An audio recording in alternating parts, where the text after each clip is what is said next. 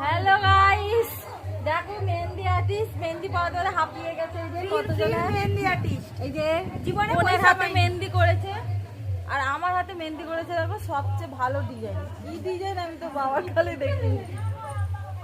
আর এইসব ডিজাইন দেখো কত সুন্দর করেছে। আর এই যে কোণে শুয়ে আছে, কোণেরটা ভালো করে সবসময় করতে হয়, তোকে কেউ দেখবে। তারপরে আমারটা করে দিবি। আর আমার হাতটা করে দিতে হবে। পয়সা 500 টাকা।